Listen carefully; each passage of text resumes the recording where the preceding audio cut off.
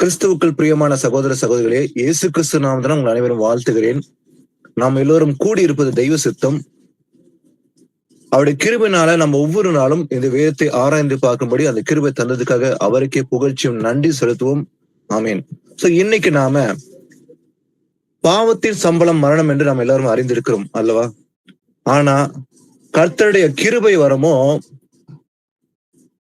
அவரால் வருகிற அந்த நித்திய ஜீவன் சொல்லி பார்க்கிறோம். பாவத்தின் சம்பளம் மரணம், தேவனுடைய கிருபை வரமோ நம்முடைய கர்த்தராக இயேசு கிறிஸ்துனால் உண்டான நித்திய ஜீவன் என்று அறிந்திருக்கிறோம்.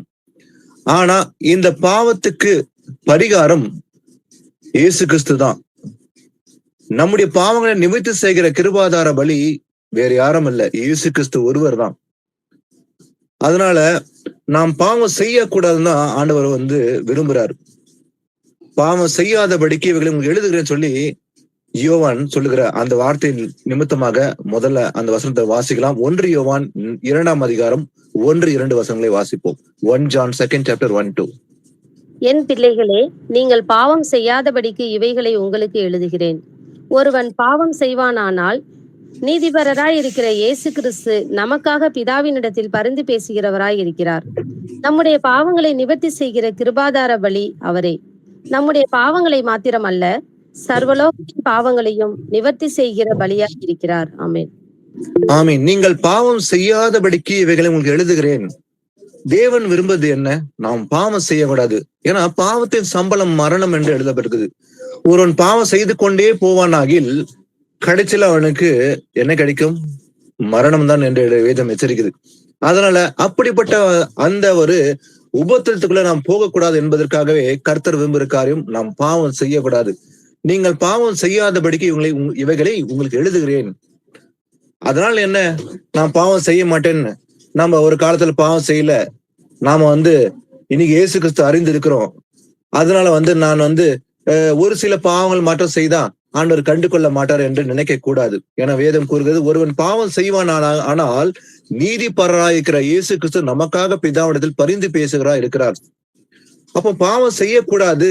ஒருவேளை செய்திருந்தால் அதற்கு பரிகாரம் யாரு? பரிகாரம் என்பது இயேசு கிறிஸ்துவின் ரத்தம் தான். ஏன்னா நீதிபரரா இருக்கிற இயேசு கிறிஸ்து நமக்காக பிதாவிடத்தில் பரிந்து பேசுறா இருக்கிறார். அப்போ பாவத்துக்கு பரிகாரம் உண்டு. இயேசு கிறிஸ்து ரத்தத்தினாலதான் அந்த பரிகாரம் இருக்குன்னு தெரியும்.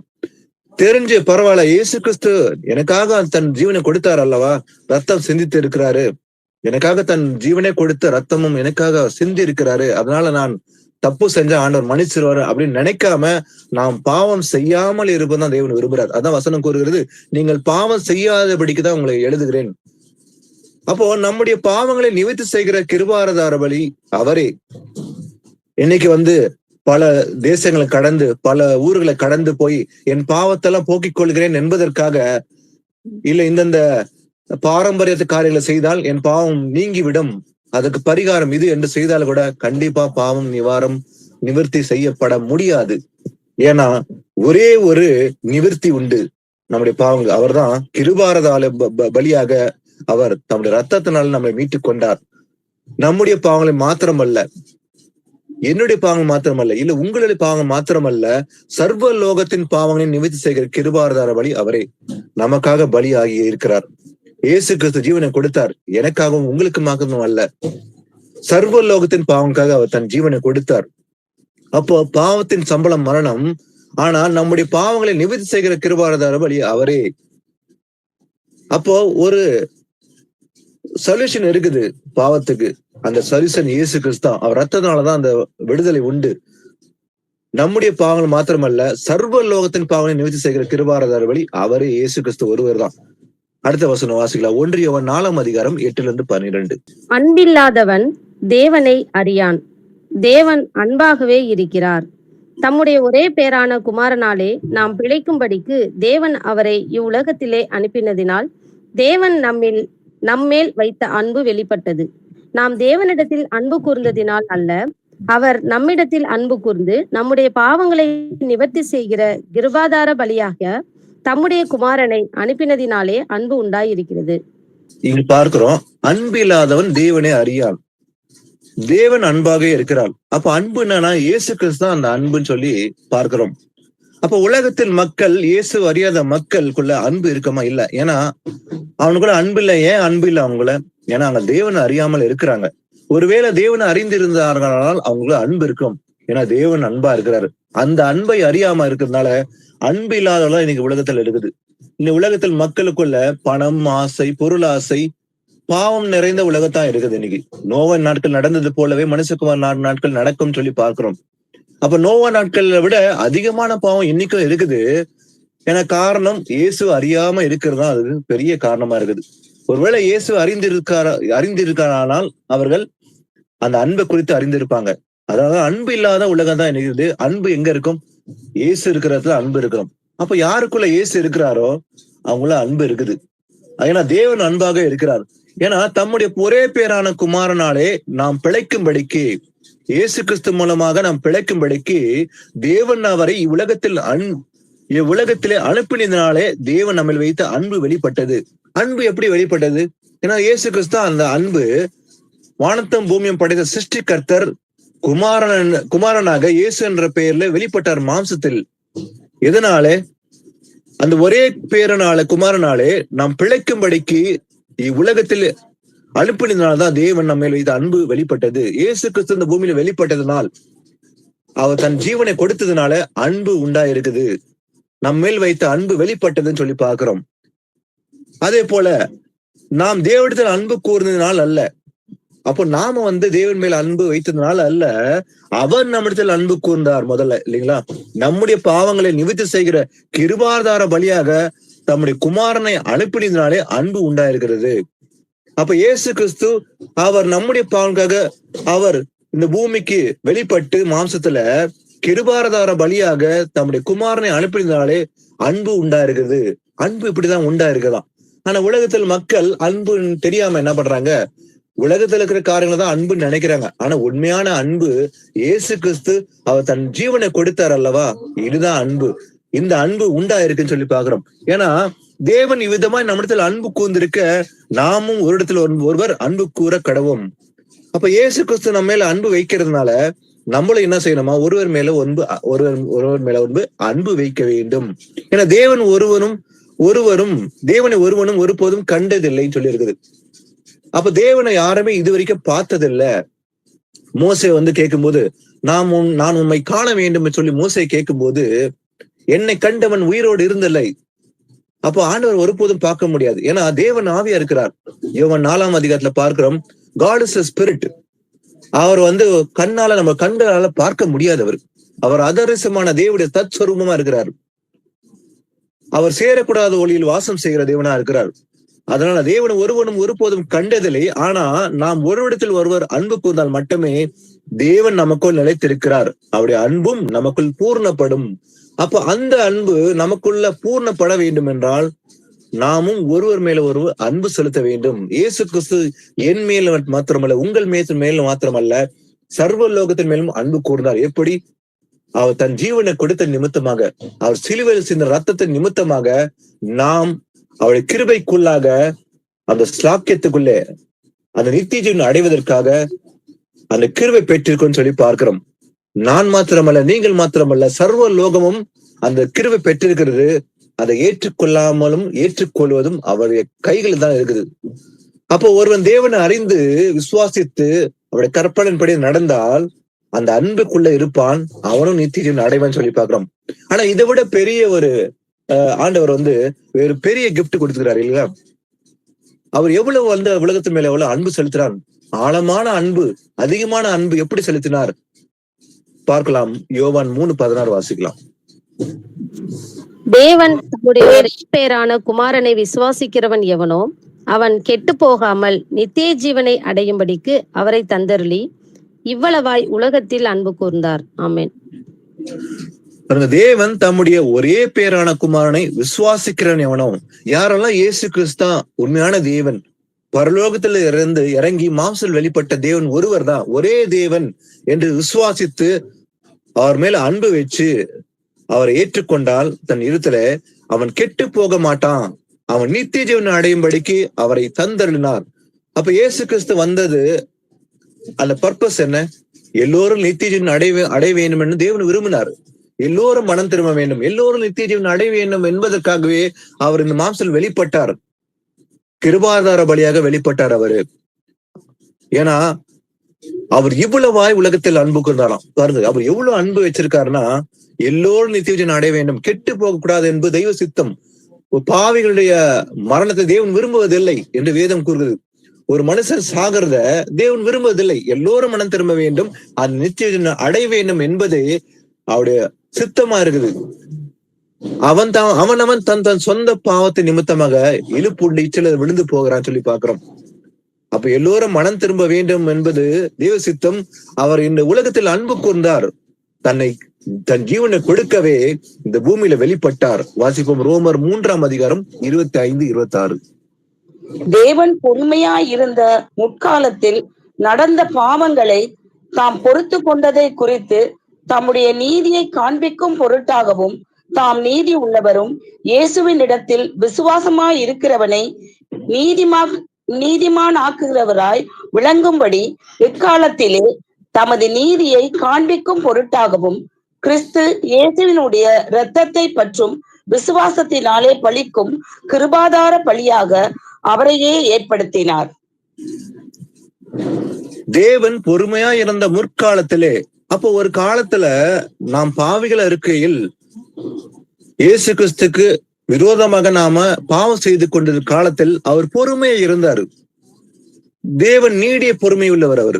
அப்ப தேவன் பொறுமையா இருந்த முற்காலத்திலே நடந்த பாவங்களை தாம் பொறுத்து கொண்டதை குறித்து அப்ப ஆண்டவர் நம்ம பாவம் செய்து கொண்டிருந்த அந்த காலத்துல மிகவும் பொறுமையா இருந்தாரு.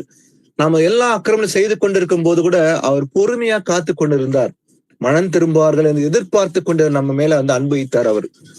அப்போ பொறுத்து கொண்டிருந்தது குறித்து தம்முடைய நீதியை காண்பிக்கும் பொருட்டு அவர் தம்முடைய நீதியை காண்பிக்க வேண்டும் என்பதற்காகவே தாம் நீதி உள்ளவரும் இயேசுவினிடத்தில் விசுவாசமாய் இருக்கிறவனை நீதிமானாக்குவருமாய் விளங்கும்படி இக்காலத்திலே தமது நீதியை காண்பிக்கும் பொருட்டாக என்ன பண்ணாரு? கிறிஸ்து இயேசுடைய ரத்தத்தை பற்றும் விசுவாசத்தினாலே. எப்படிப்பட்ட விசுவாசம்? இயேசு கிறிஸ்துவுடைய ரத்தத்தை பற்றும் விசுவாசத்தினாலே பலிக்கும் கிருபாதார பலியாக அவரே ஏற்படுத்தினார். ரத்தம் சிந்துதல் இல்லாமல் பாவ மன்னிப்பு இல்லை என்று வேதம் கூறுகிறது. பழைய ஏற்பாட்டு காலத்துல ஒரு ரத்தம் சிந்தப்பட வேண்டும். அப்போ ஒரு பாவம் செய்தானா ஒரு மனுஷனுக்கு அதுக்கு பரிகாரி ஒரு ரத்தம் சிந்தப்பட வேண்டும். ஆட்டுக்கடாக்களின் ரத்தம், புறாவோ ஆடோ மாடோ பலி செலுத்தப்பட வேண்டும். அந்த பலி செலுத்தினால்தான், ரத்தம் சிந்தப்பட்டால்தான் அவன் பாவம் மன்னிக்கப்பட வேண்டும் பழைய ஏற்பாட்டு காலத்துல, நியாயப்படுத்த காலத்துல. ஆனால் இயேசு கிறிஸ்து தம்மையே பலியாக ஒப்பு கொடுத்தார், கிருபாதார பலியாக. இன்னைக்கு நமக்காகவும் சர்வ உலகத்தின் பாவங்களுக்காகவும் அப்போ இயேசு கிறிஸ்துடைய ரத்தத்தை பற்றும் விசுவாசனாலதான் பலிக்கும் கிருபாதார பலியாக அவரை ஏற்படுத்தினார். அப்போ பாவத்துக்கு விமோசனம், பரிகாரம் என்பது இயேசு கிறிஸ்துடைய ரத்தம் தான். சகல பாவங்களை நம்ம சுத்திகரிக்கும் சொல்லி பாக்குறோம். அவர் ஒளியா இருக்கிறார். நாம இன்னைக்கு ஒரு காலத்துல இருள இருந்தோம், ஆனால் வெளிச்சம் பிள்ளை இன்னைக்கு நடக்க வேண்டும் என்று வேதம் எச்சரிக்கிறது. நாம் ஒரு காலத்துல பாவம் என்ற இருள் அகப்பட்டிருந்த நமக்கு இயேசு கிறிஸ்து நமக்காக ஜீவனை கொடுக்கும்படி ஒளியாக இந்த உலகத்துக்கு வந்தார். நாம் இனி உலகத்தில் நாம் பாவிகளை இல்லாம, பாவத்தில் கட்டப்பட்டலாக அடிமைத்தளத்தில் இல்லாம, அந்த அடிமைத்தளத்தில் இருளிருந்து வெளியே வெளிச்சத்து பிள்ளையா நாம் நடக்கிறோம். ஆனா நடக்கிறோம் என்பது ஒரு நாள் மாத்திரமல்ல, முடிவு நடக்க வேண்டும். வாசிப்போம் 1 யோவான் 1:7 வாசிக்கலாம். அவர் ஒளியில் இருக்கிறது போல நாமும் ஒளியிலே நடந்தால் ஒருவரோடு ஒருவர் ஐக்கியப்பட்டிருப்போம். அவருடைய குமாரனாகிய இயேசு கிறிஸ்துவின் ரத்தம் சகல பாவங்களையும் நீக்கி நம்மை சுத்திகரிக்கும். ஆமென். அவர் ஒளியா இருக்கிறது போலவே நாமும் ஒளியில நடந்தால், அப்ப இயேசு கிறிஸ்து ஒளியா இருக்கிறார். நாம் அவருடைய பிள்ளைகள், நாமளும் ஒளியா நடக்க வேண்டும், ஒளியின் பிள்ளைகளா நடக்க வேண்டும். நடந்தால் ஒருவரோட ஒருவர் என்ன பண்ணுவோம்? ஐக்கியப்பட்டு இருப்போம். அந்த ஐக்கியப்பட்டிருப்பது எதனால? நாம் ஒளியில நடந்தால் மட்டுமே ஐக்கியப்படுவோம். அப்ப சபையில் நாம வெவ்வேறு ஊர்கள் இருந்தாலும் கூட ஐக்கியப்பட்டு இருக்கிறோம். எப்படி? அவர் ஒளியா இருக்கிறது போல நாமளும் ஒளியில நடந்தால், ஒளியின் பிள்ளை வெளிச்சத்து பிள்ளை நடந்தால், நாம் இயேசு கிறிஸ்துக்குள்ள அந்த ஒரே சரித்துக்குள்ள நாம் எல்லோரும் ஐக்கியப்பட்டு இருப்போம். ஏன்னா அவருடைய குமாரனாக இயேசு கிறிஸ்து ரத்தம் சகல பாவங்களை நீக்கி நம்மை சுத்திகரிக்கும். அப்ப நம்முடைய பாவங்களை சுத்திகரிப்பது எது? அவருடைய ரத்தம். அதனாலதான் அவர் ரத்தம் சிந்தினார். ஒரு சொட்டு ரத்தம் கூட வைத்துக் கொள்ளாமல் அவர் தன்னுடைய சரீரத்தில் இருக்க எல்லா ரத்தத்தையும் நமக்காக சிந்தினார் என்று பார்க்கிறோம். முழுவதுமாக 100% சாக்ரிஃபைஸ், பழுதற்ற பலியாக தம் ஜீவனை கொடுத்தார் இயேசு கிறிஸ்து. எனக்காகவும் உங்களுக்கு மாத்திரமல்ல, சர்வ லோகத்தின் பாவனுக்காக அவர் ரத்தத்தை சிந்தினார். ஏன்னா அந்த ரத்தம் சகல பாவங்களை நீக்கி நம்மை சுத்திகரிக்கும். எப்பேற்பட்ட பாவமானாலும் சரி, அது பெரிய பாவமோ சின்ன பாவமோ, அந்த எல்லா பாவங்களையும் சுத்திகரிப்பதற்கு ஒரே ரத்தம் இயேசு ரத்தம் தான். அந்த ரத்தம் சிந்தல் இல்லாமல் பாவ மன்னிப்பே இல்லை. அதனாலதான் தன் ஜீவனை கொடுத்தார். எபிரேயர் 9:22 வாசிக்கலாம். நியாய பிரமாணத்தின்படி கொஞ்சம் குறைய எல்லாம் இரத்தத்தினாலே சுத்திகரிக்கப்படும். இரத்தம் சிந்துதல் இல்லாமல் மன்னிப்பு உண்டாகாது.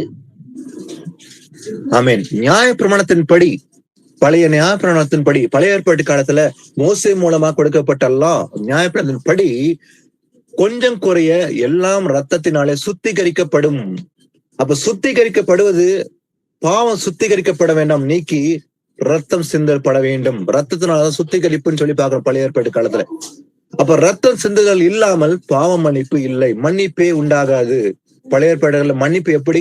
ரத்தம் சிந்தப்பட வேண்டும். அதனாலதான் ஆசாரியர் என்ன பண்ணா, வருஷம் தோறும் போய் அவன் பலி செலுத்த வேண்டும். ஒரு மனுஷன் பாவம் செய்தானாக்கா வருஷம் போய் அவன் பலி செலுத்த வேண்டும். ஒரு பாவம்காக அவன் மகாபரிச ஸ்தலத்தில் போய் அவன் மட்டும் தான் பலி செலுத்துவான். அப்ப ஒவ்வொரு மனுஷனுடைய பாவம்காக அந்த பிரதான ஆசாரன், லேவி கோத்திரத்தில் பிறந்த ஒரு ஆசாரன் போய் தான் அந்த செய்ய வேண்டும். ஆனா இயேசு கிறிஸ்து இன்னைக்கு நமக்காக அவர் பலியானார்.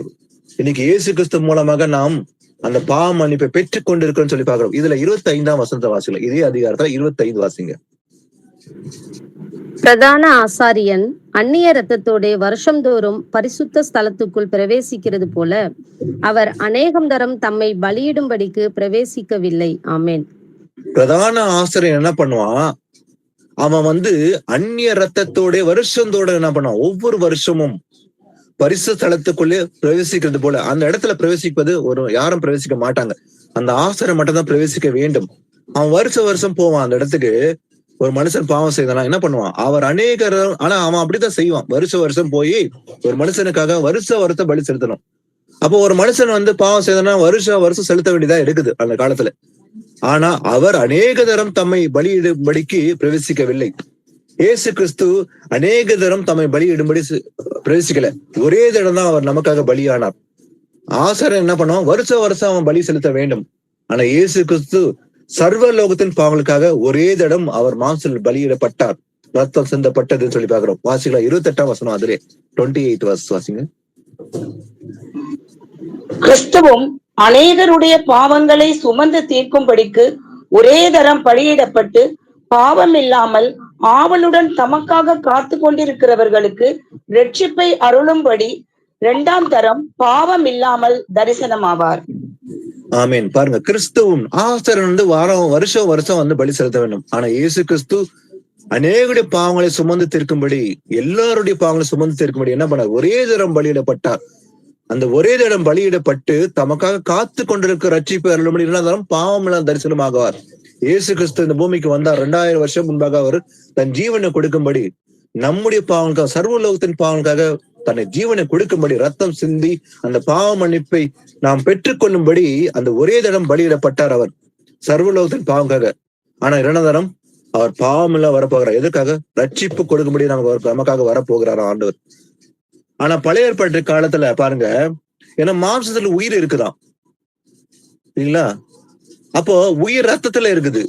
அப்போ ரத்தத்துலதான் அந்த ஜீவனே இருக்குது. அதனாலதான் இயேசு கிறிஸ்து அவர் ரத்தம் சிந்தினார், அவர் தன் ஜீவனை கொடுத்தார். எப்படி கொடுத்தார் ஜீவனை? ரத்தம் சிந்தினாலதான். ஏன்னா அந்த ரத்தத்துல ஜீவன் இருக்குது. ஆனா பழைய ஏற்பாட்டு காலத்துல பலி செலுத்தும்படி ஒரு ரத்தம் சிந்தப்பட வேண்டும். வாசிக்கலாம் லேவியராகமம் 17:11. மாம்சத்தின் உயிர் இரத்தத்தில் இருக்கிறது. நான் அதை உங்களுக்கு பலிபீடத்தின் மேல் உங்கள் ஆத்துமாக்களுக்காக பாவ நிவர்த்தி செய்யும்படிக்கு கட்டளையிட்டேன்.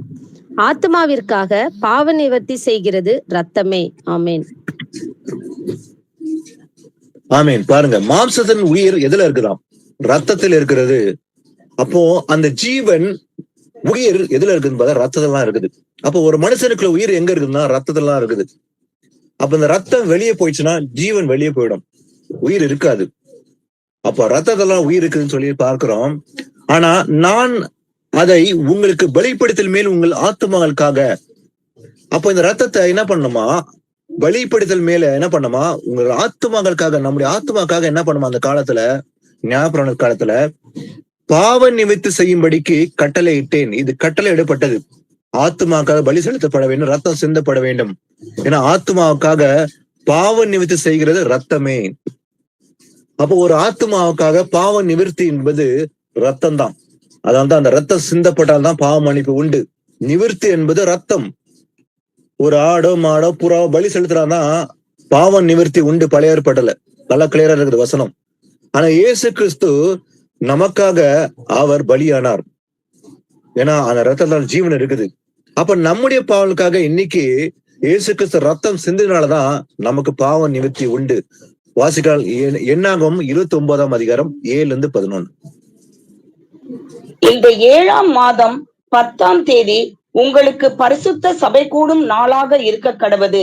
அதிலே நீங்கள் யாதொரு வேலையும் செய்யாமல் உங்கள் ஆத்துமாக்களை தாழ்மைப்படுத்தி கர்த்தருக்கு சுகந்த வாசனையான சர்வாங்க தகன பலியாக ஒரு காளையையும் ஒரு ஆட்டுக்கடாவையும் ஒரு வயதான பழுதற்ற 7 ஆட்டுக்குட்டிகளையும் அவைகளின் போஜன பலியாக எண்ணெயிலே பிசைந்த மெல்லிய மாவிலே காளைக்காக 10 பங்கையும் அந்த ஒரு ஆட்டுக்கடாவுக்காக 2 பங்கையும் 7 ஆட்டுக்குட்டிகளின் ஒவ்வொன்றிற்காக 10 பங்கையும் பாவ நிவாரண பலியாக ஒரு வெள்ளாட்டு கடாவையும் செலுத்தி பாவ நிவாரண பலியையும் நித்திய சர்வாங்க தகன பலியையும் அதன் போஜன பலியையும் அவைகளின் பான பலிகளையும் அன்றி இவைகளையும் செலுத்த கடவீர்கள்.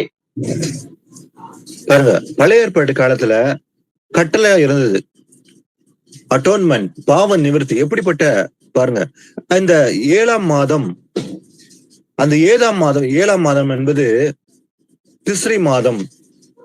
அதாவது யூதர்களுக்கு அந்த கேலண்டர்ல பாத்தீங்கன்னா அந்த 7ஆம் மாசம் என்பது திஸ்ரி மாதம். ஆனா நமக்கு 7ஆம் மாசம் என்பது ஜூலைன்னு சொல்லுவோம் நம்ம, இல்லைங்களா? லூனி நம்ம பாக்குறது கிரகோரியன் கேலண்டர். ஆனா யூதருடைய அந்த கேலண்டர் பாத்தீங்கன்னா 7ஆம் மாசம். ஏன்னா அந்த 7ஆம் மாசத்துக்கு பேரு ஏதான் மாசம் சொல்லி ஏதான் மாசம் இருக்குது. அதுதான் இன்னைக்கு திஸ்ரின்னு சொல்லுவாங்க. அப்ப இயேசு கிறிஸ்து வருகை கூட அந்த திஸ்ரி மாதம் சொல்லி பார்த்தோம். அப்படி வருகை 7ஆம் மாசத்துல இருக்க போகுதுன்னு சொல்லி பாக்குறோம் இல்லையா? அந்த 7ஆம் மாசம் என்ன பண்ணுமா, 10ஆம் தேதி. இது அந்த காலத்துல மாத்திரமல்ல, இன்னைக்கு யூதர்கள் கூட அதை ஒரு பாரம்பரியமா கடைபிடிக்கிறாங்க. பாத்தீங்கன்னா பண்டிகையில ஆண்டவர் தான் கட்டளையா கொடுத்தாரு. ஏன்னா இந்த 23ஆம் அதிகாரத்துல பாத்தீங்கன்னா பண்டிகை பத்தி 7 விதமான பண்டிகை கொடுக்கப்பட்டிருந்தது. கர்த்தருடைய பண்டிகை என்று சொல்லப்பட்டிருக்குது. ஏன்னா இந்த 7ஆம் மாசத்துல என்ன பண்ணுவாங்க, 10ஆம் தேதியில உங்களுக்கு பரிசுத்த சபை கூடுதல் நாளா இருக்க கடவுது அப்படின்னு சொல்லிட்டு அது கட்டளையா கொடுக்கப்பட்டிருந்து. அது என்ன பண்ணுவாங்க, அதிலே நீங்கள் யாதொரு வேலையும் செய்யாமல், அந்த நாள்ல ஒரு வேலையும் செய்யக்கூடாது என்று கட்டளையா இருந்தது அந்த காலத்துல. அப்ப அவங்க ஆத்துமாக்களை தாழ்மைப்படுத்த வேண்டும். அந்த வேலையும் செய்யாம நம்முடைய ஆத்துமாக்களை என்ன பண்ணமா, அன்னைக்கு தாழ்மைப்படுத்தி கர்த்தருக்கு சுகந்த வாசனையான சர்வாங்க தகன பலியாக ஒரு காளை என்ன பண்ணமா, இல்ல ஒரு காளையோ ஒரு ஆட்டுக்கடாயோ இல்ல ஒரு வயதான பழுதற்ற 7 ஆட்டுக்குட்டிகளையும் சொல்லப்பட்டு அவளின் போஜன பலியாக என்ன பண்ணமா, பலி செலுத்தப்பட வேண்டும். அப்ப 7 ஆட்டுக்குட்டிகளில் ஒவ்வொன்றாக 10 பங்கையும் பாவ நிவாரண பலியாக ஒரு வெள்ளாட்டு கடாவையும் செலுத்தி பாவ நிவாரண பலியாகவும் நித்திய சர்வாங்க தகன பலியாகவும் போதன பலியும் அவளின் பான பலியாகவும் அன்றி அவர்களை செலுத்த கடவீர்கள் சொல்லி கட்டளையா கொடுக்கப்பட்டிருந்த பழைய ஏற்பாட்டு காலத்துல. அது செலுத்தப்பட வேண்டும். அந்த நாள்ல பாவத்துக்கு நிவர்த்தி இதுதான் செய்யணும் சொல்லி பழைய ஏற்பாட்டுல இருந்தது. ஆனா புதிய ஏற்பாட்டுல இயேசு கிறிஸ்து நமக்காக பலியானார். ஏன்னா இந்த பண்டிகையில முக்கியமா ஒரு வசனம் வாசிக்கலாம். லேவியராகமத்துல 23-27 வாசித்துருங்க அப்படியே. அந்த 7ஆம் மாதம் 10ஆம் தேதி உங்களுக்கு பாவ நிவர்த்தி செய்யும் நாளும் சபை கூடும் பரிசுத்த நாளுமாய் இருப்பதாக. அப்பொழுது நீங்கள் உங்கள் ஆத்துமாக்களை தாழ்மைப்படுத்தி கர்த்தருக்கு தகன பலி செலுத்த கடவீர்கள். ஆமென். ஆமீன். அந்த 7ஆம் மாசத்துல 10ஆம் தேதி என்ன பண்ணமா, பாவ நிவர்த்தி செய்யும் நாளும் சபை கூடும் பரிசுத்த நாளுமா இருப்பதாக. அப்போ அந்த 7ஆம் மாசத்துல 10ஆம் தேதி என்ன பண்ணுவாங்க, அது ஒரு கட்டளை தான் ஆண்டவர் கொடுத்தாரு அந்த பண்டிகையில ஆச்சரிக்கும்படி. 7 விதமான பண்டிகையில டே ஆஃப் அட்டோன்மெண்ட் சொல்லி இருக்குது இல்லைங்களா? அதுதான் பாவ நிவர்த்தி செய்யும் நாளா இருக்க போகுது. அன்னைக்கு என்ன செய்யணுமா, சபை கூடும் பரிசு நாளா இருப்பதாக சொல்லிட்டு, அப்போது நீங்கள் உங்கள் ஆத்துமாக்களை என்ன பண்ணணும், தாழ்மைப்படுத்த வேண்டும். தாழ்மைப்படுத்தி கர்த்தருக்கு தகன பலியா செலுத்த கடவீர்கள். அப்ப அந்த பலி செலுத்தப்பட வேண்டும் என்ற கட்டளை இருந்ததுனால ஆத்துமாக்களை தாழ்மைப்படுத்தி கர்த்தருக்கு தகன பலி செலுத்த வேண்டும்.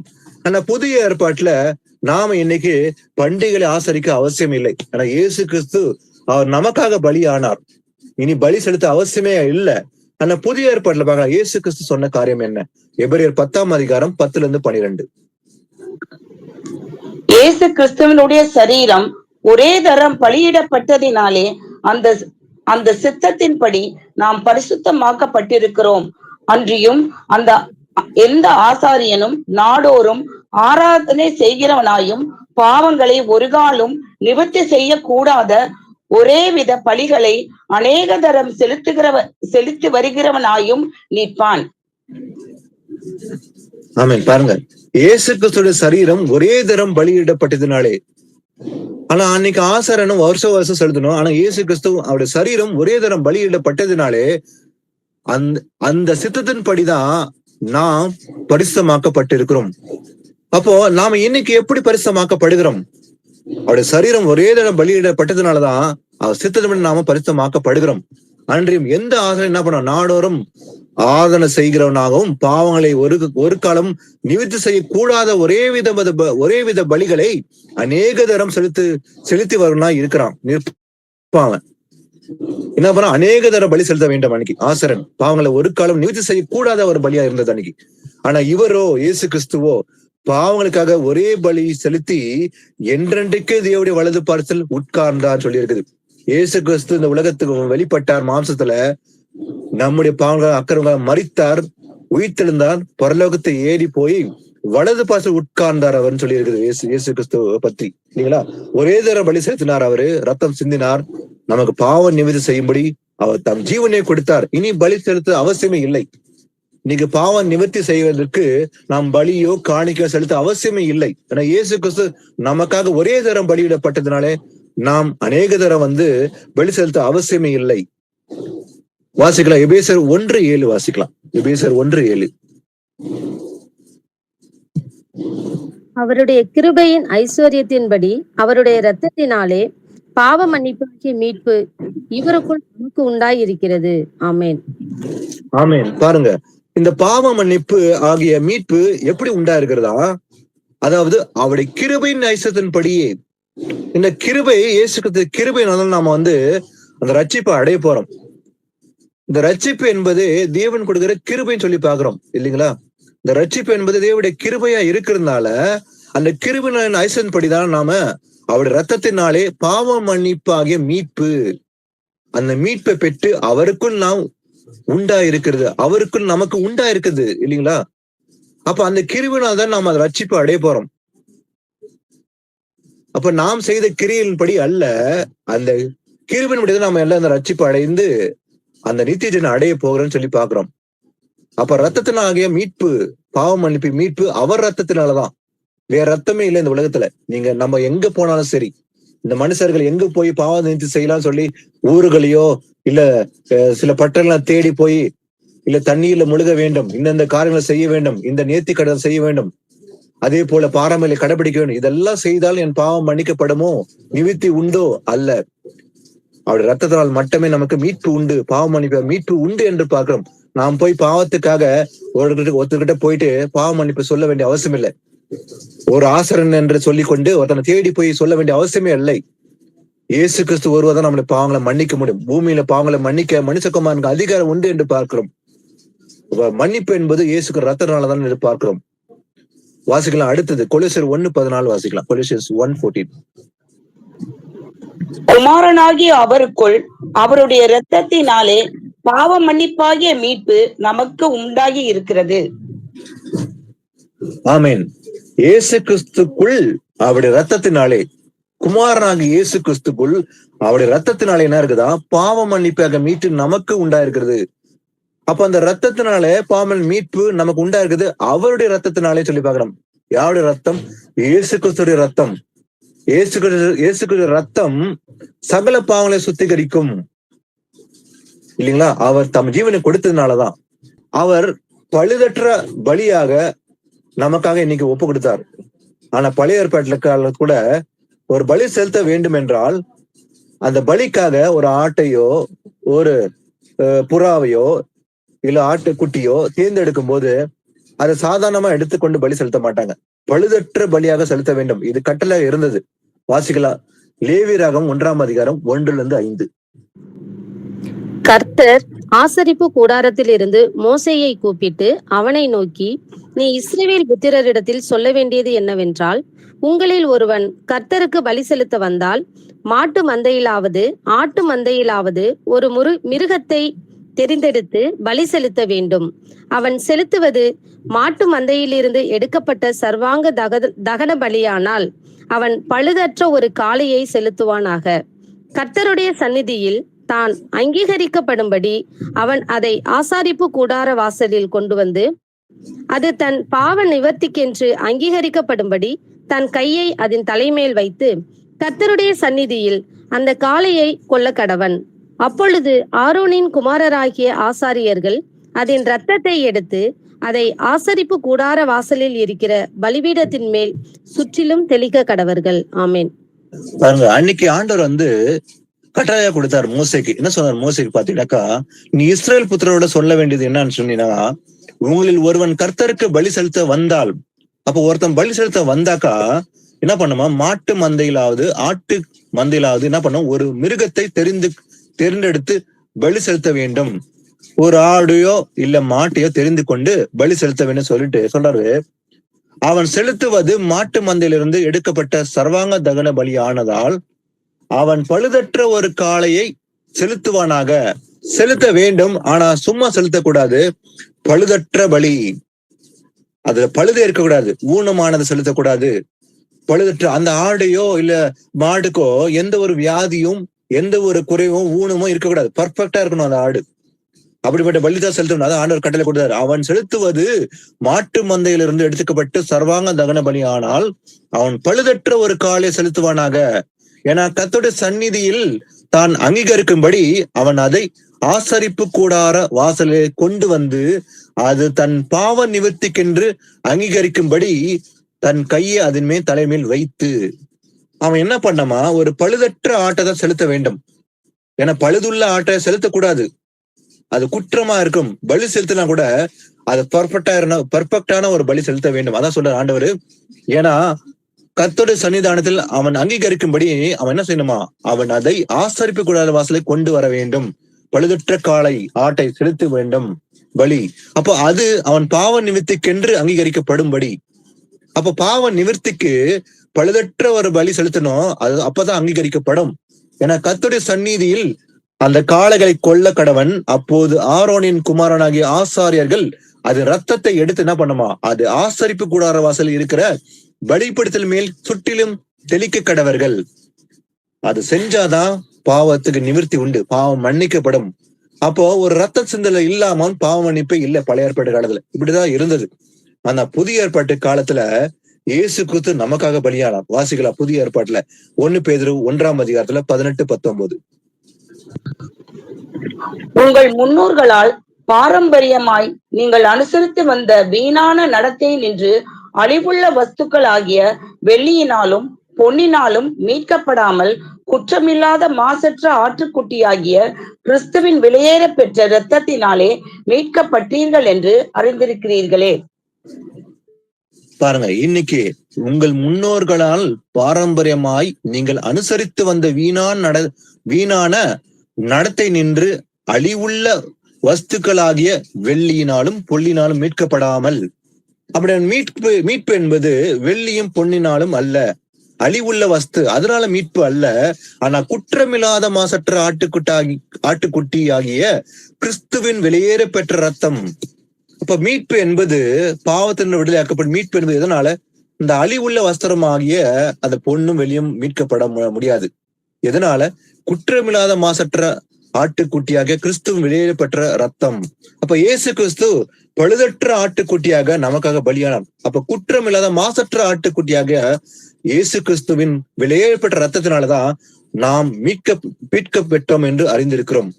நீங்கள் மீட்கப்பட்டீர்கள் என்று அறிந்திருக்கிறீங்க அப்படின்னு சொல்லி வேதம் கூறுகிறது. இன்னைக்கு நாம எப்படி மீட்கப்படுகிறோம்? வெள்ளியும் பொன்னினாலும் அல்ல, இல்ல ஆட்டுக்கடக ரத்தத்தினாலும் அல்ல. எதனால? குற்றமில்லாத மாசற்ற ஆட்டுக்குட்டியாக இயேசு கிறிஸ்து வெளியேறப்பட்ட ரத்தனால்தான் நாம எல்லாரும் இங்கே மீட்கப்படுகிறோம் என்று பார்க்கிறோம். அன்னைக்கு ஒரு ஆசிரியர் என்ன பண்ணுவான்? பொழுதற்ற ஆட்டுக்குட்டியை தெரிந்து கொண்டு அவன் பலி செலுத்தி அந்த ரத்தத்தை பலிபீடத்தின் மேல் தெளிக்க வேண்டும். ஆனா இயேசு கிறிஸ்து நமக்காக குற்றம் இல்லாமல் மாசற்ற ஆட்டுக்குட்டியாக நமக்காக பலியானார். அப்ப இயேசு கிறிஸ்து ரத்தம் சிந்தினால்தான் பர்ஃபெக்டான பலி, பழுதற்ற பலியாக அவர் நம்ம ஜீவனை கொடுத்தது நிமித்தமாக தான் நாம் அந்த நித்திய அடையும்படி நம்ம ஸ்லாக்கியத்துல பெற போகிறோம். வாசிப்போம் கொலோசியர் 1:18-21. அவரே சபையாகிய சரீரத்துக்கு தலையானவர், எல்லாவற்றிலும் முதல்வராய் இருக்கும்படி அவரே ஆதியும் மரித்தோரிலிருந்து எழுந்த முதல் பேரும் ஆனவர். சகல பரிபூரணமும் அவருக்குள்ளே வாசமாய் இருக்கவும் அவர் சிலுவையில் சிந்தின இரத்தத்தினாலே சமாதானத்தை உண்டாக்கி பூலோகத்தில் உள்ளவைகள் பரலோகத்தில் உள்ளவைகள் யாவையும் அவர் மூலமாய் தமக்கு ஒப்புரவாக்கி கொள்ளவும் அவருக்கு பிரியமாயிற்று. அவரே சபையாகிய சரீரத்துக்கு தலையானவர். இயேசு கிறிஸ்து யாரு? ஒரு சபைக்கு தலை யாரு? இயேசு கிறிஸ்து தான்.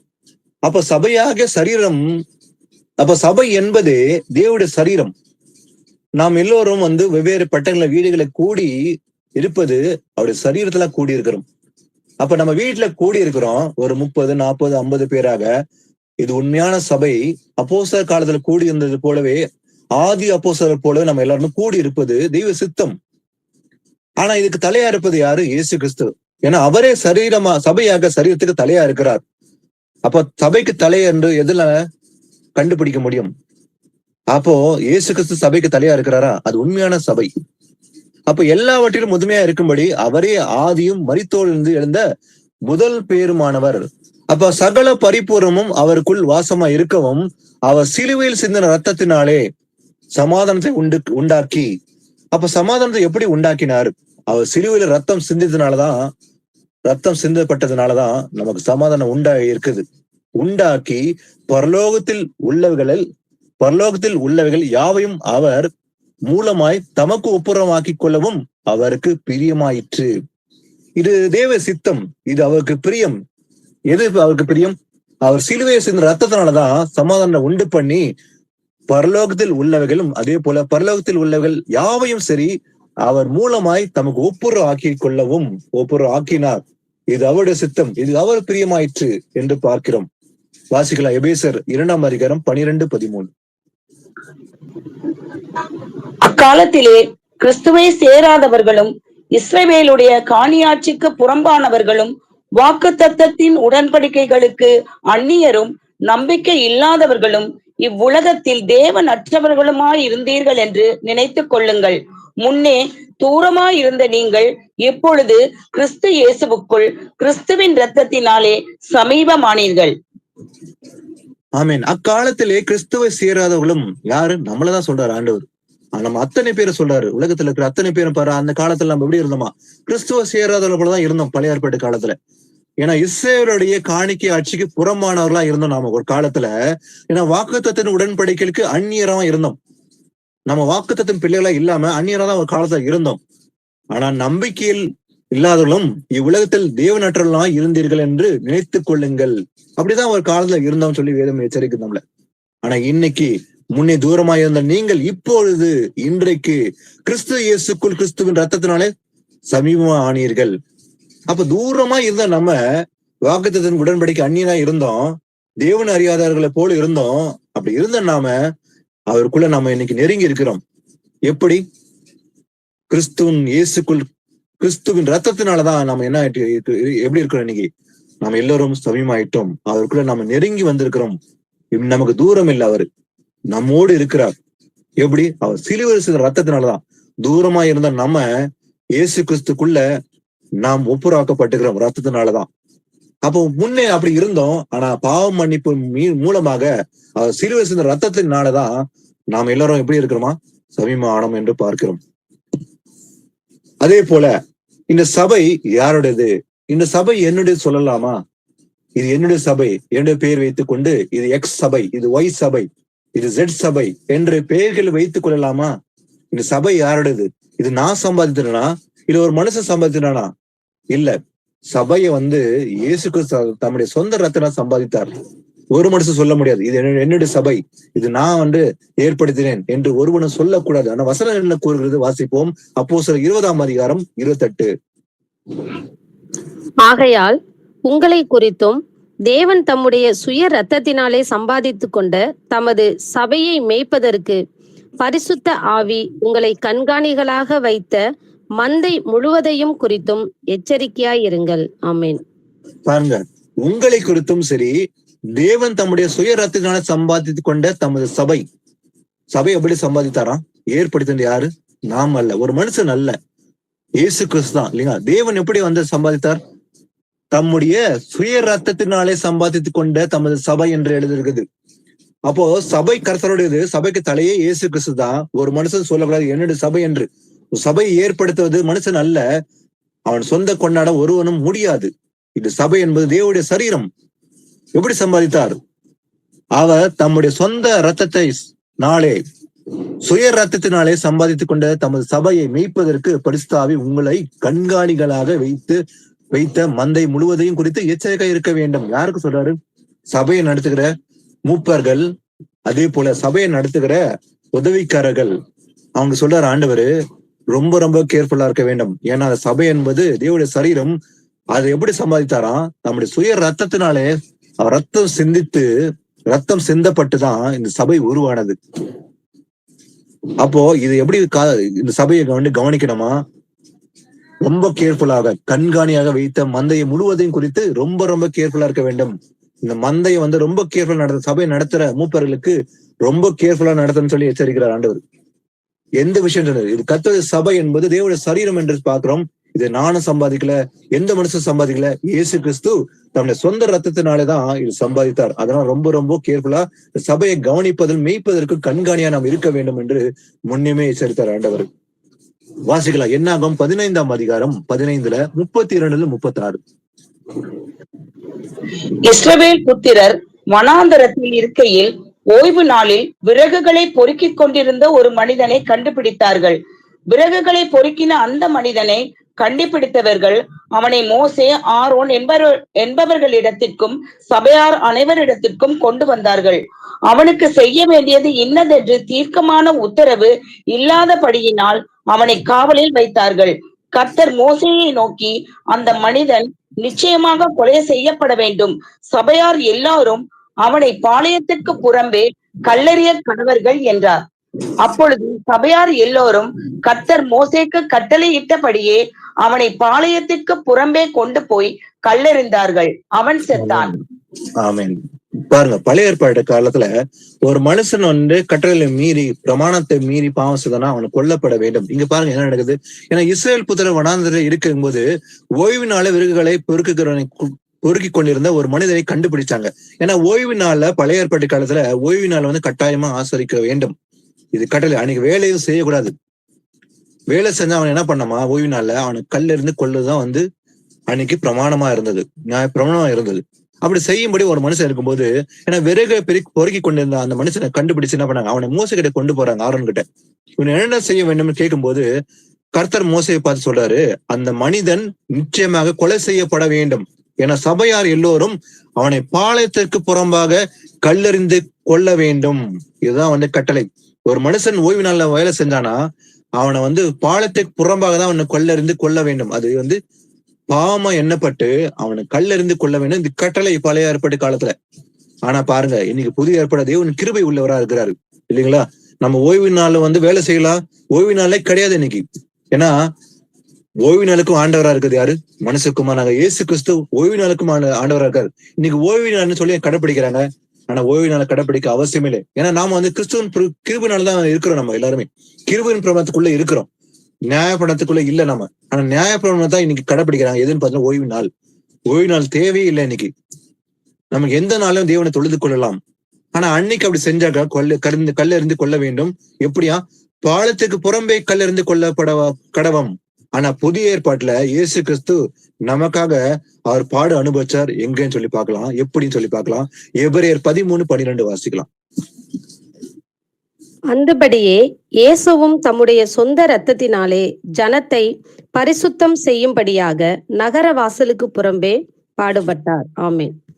அந்தபடி இயேசுவும் எப்படியா தம்முடைய சொந்த ரத்தத்தினாலே ஜனத்தை பரிசுத்தம் செய்யும்படியாக, நம்மை பரிசுத்தம் செய்யும்படியாக அவருடைய சொந்த ரத்தத்தினால என்ன பண்ணாரு? நகர வாசலுக்கு புறம்பே பாடுபட்டார். ஏன்னா அவர் பாவமே செய்யல. பாவம் செய்த மனுஷனுக்கு தான் தண்டனை, சிலுவை, மரணம். ஒரு மனுஷன் தப்பு செஞ்சா ஒரு திருடனுக்கு தான் அந்த தண்டனை இருந்தது. அதுக்கு அந்த டைம்ல அவனை சிலுவையில அறைவாங்க. ஆனா பாவமே பாராத பரிசுத்தர் சுத்த கண்ணர் என்ன பண்ணாங்க? பாலத்துக்கு புறம்பே அவரை சிலுவையில அறைந்து அவர் பாடு அனுபவிச்சார். உங்களுக்காக, எனக்கு மாத்திரமல்ல, சர்வலோகத்தின் பாவனுக்காக அவர் என்ன பண்ணார்? பரிசுத்தமா செய்யும்படியாக நகர வாசலுக்கு புறம்பே பாடு அனுபவிச்சார் இயேசு கிறிஸ்து. அப்ப தப்பே செய்யாத இயேசு கிறிஸ்துவ சிலுவையில் அறைந்து அவரை கொலை செய்தார்கள், பரிசுத்தரை கொலை செய்தார்கள். ஆனா எப்படி பாடு அனுபவிச்சாரா? நகர வாசலுக்கு புறம்பே அவர் பாடுபட்டார் நமக்காக. அவர் மாம்சத்துல பாடு அனுபவிச்சார் நமக்காக. அவர் ரத்தம் சிந்தப்பட்டது, முள்கிடம் சூட்டப்பட்டது. அவர் எல்லா அடிகளையும் வாங்கி கொண்டார். என்னுடைய பாவங்கள் மாத்திரமல்ல, நம்முடைய எல்லாருடைய பாவங்களாக அவர் பாடு அனுபவிச்சார். எங்க? நகர வாசலுக்கு புறம்பே பாடு அனுபவிச்சார். ஒரு தப்பு செய்த ஒரு குற்றவாளிக்கு கொடுக்கப்பட்ட தண்டனையை இயேசு கிறிஸ்துக்கு அன்னைக்கு கொடுத்தாங்க. அவர் பரிசுத்தர், நமக்காகத்தான் அவர் பாடு அனுபவிச்சன்னு சொல்லி பாக்குறோம். 1 கொரிந்தியர் 11:25 வாசிக்கலாம். போஜன பண்ணின பின்பு அவர் அந்தபடியே பாத்திரத்தையும் எடுத்து, இந்த பாத்திரம் என் இரத்தத்தினாலான ஆகிய புதிய உடன்படிக்கையா இருக்கிறது. நீங்கள் இதை பானம் பண்ணும் போதெல்லாம் என்னை நினைவு கூறும்படி இதை செய்யுங்கள் என்றார். பாருங்க, இந்த போஜன பந்தி நம்ம ஒவ்வொரு நாள் எடுக்கும் போது இதை அடிக்கடி வாசித்து நம்ம நினைவு கூர்ந்தா எடுக்கிறோம் இல்லைங்களா? பாருங்க, போஜனம் பண்ணின பின்பு அவர் அந்தபடியே பாத்திரம் எடுத்து என்ன பண்ணாரு? இந்த பாத்திரம் என் ரத்தத்தினாலாகிய புது உடன்படிக்கை. அப்போ நம்ம இயேசு கிறிஸ்துவோட ஒரு உடன்படிக்கை பண்றோம். நம்ம எப்படி இந்த பந்தியில பங்கு கொள்ளும்படி நம்ம அறிக்கை செய்து பாவங்களை விட்டு, முழு மனதோட பரிசுத்தமாக நம்ம பாவங்களை விட்டு அதை அறிக்கை விட்டு பங்கு கொள்ளும் போது என்ன நடக்கும்? நமக்கும் இயேசு கிறிஸ்து உடன்படிக்கை பண்றோம். எப்படிப்பட்ட உடன்படிக்கை? புது உடன்படிக்கை, நியூ கவர்னன்ட். பழைய உடன்படிக்கை எப்படி இருந்தது? விருத்த சேதனம் மூலமாக இருந்தது. ஆனா இன்னைக்கு புது உடன்படிக்கை, ரத்தத்தினால் ஆகிய புது உடன்படிக்கை. ஏன்னா இயேசு கிறிஸ்து ரத்தம் சிந்தினார். அந்த ரத்தத்தோட நம்ம உடன்படிக்கை பண்றோம். அப்ப நீங்கள் இதை பானம் பண்ணும் போதெல்லாம் என்னை நினைவு கொள்ளும்படி செய்யுங்கள். எப்போதெல்லாம் நம்ம இதை பங்கு கொள்றோமோ என்ன பண்றோம்? இது வெறுமே நம்ம பங்கு கொள்வதில்லை, அவன் நினைவு கூர்ந்து இதை செய்கிறோம். ஏன்னா நமக்கும் இயேசு கிறிஸ்து உடன்படிக்கை இருக்குன்னு நினைவு கூறும். எனக்காக இயேசு கிறிஸ்து ரத்தம் சிந்தினார், எனக்காக அடிக்கப்பட்டார், பலியானார் என்று அவர் நினைத்து இதை பங்கு கொள்வதுதான் இன்னைக்கு நாம செய்கிற உடன்படிக்கையா இருக்குது. வாசிப்போம், எபிரேயர் 13:20 வாசிக்கலாம். அதே போல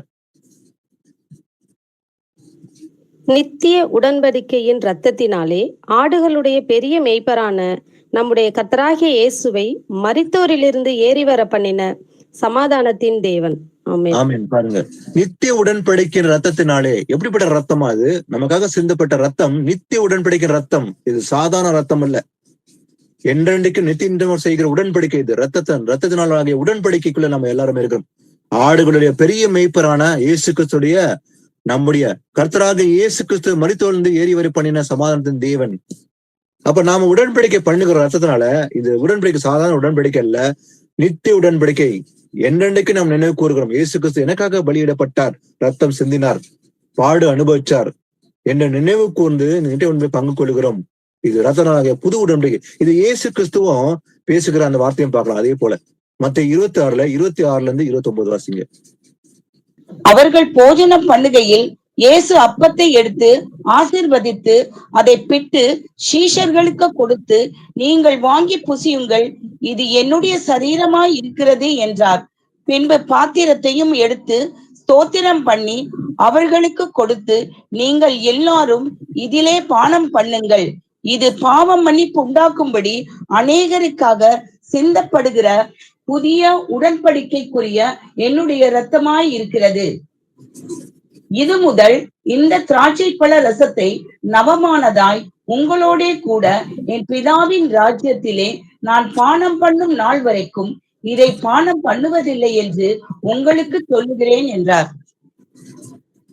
ஆமேன். பாருங்க, அவர்கள் போதனை பண்ணுகையில் லாஸ்ட் சஃபர் இயேசு கிறிஸ்து கடைசியாக சீசரோட அந்த போதனம் பண்றாரு. சொல்றாரு, இயேசு அப்பத்தை எடுத்து என்ன பண்றாரு, ஆசீர்வதித்து அதை பிட்டு சீசர்களுக்கு கொடுத்து என்ன சொல்றாரு, நீங்கள் வாங்கி புசிங்கள், இது என்னுடைய சரீரமா இருக்குது. அப்போ அதை நினைவு கூறும்படி செய்யும்படிதான் அவங்களுக்கு சொல்லிக் கொடுக்குறாரு. இது என்னுடைய சரீரம், இதை வாங்கி புசிங்க. ஏன்னா பின்பு பாத்திரத்தையும் எடுத்து தோத்திரம் பண்ணி அவருக்கு கொடுத்து என்ன சொல்றாரு, நீங்கள் எல்லோரும் இதில் பானம் பண்ணுங்கள்.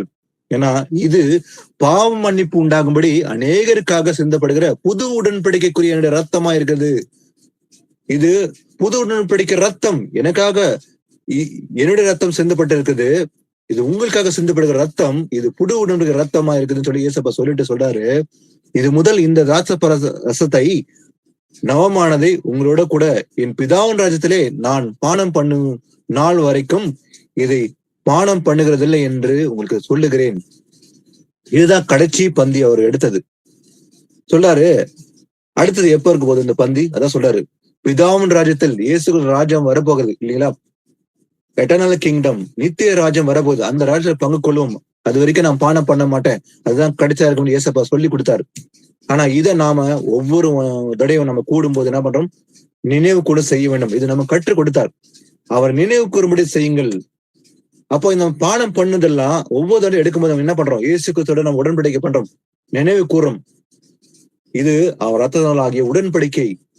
நம்ம எடுக்கும் போது நினைக்கிறோம், இயேசு கிறிஸ்து எனக்காக சிந்தின ரத்தம், நான் உடன்படிக்கை பண்ணுகிறேன், நான் இனி பாவம் செய்ய மாட்டேன் என்று உடன்படிக்கை பண்ணுகிறேன், நான் மறுபடியும் பாவம் செய்வேன் என்று சொல்லாம, தொடர்வேன் என்று சொல்லாம, நான் இனி செய்ய மாட்டேன் என்று சொல்லி ஒரு உடன்படிக்கை பண்றோம். எனக்கும் இயேசு கிறிஸ்துக்கு உடன்படிக்கை, நமக்கும் இயேசு கிறிஸ்துக்கு ஒரு உடன்படிக்கை ரத்தத்தினால்தான் இல்லையா. நான் இனி பாவம் செய்ய மாட்டேன், நான் இயேசுவின் பிள்ளை என்று அவருக்கும் நமக்கும் உடன்படிக்கை. அது எப்படிப்பட்ட உடன்படிக்கை? புது உடன்படிக்கை.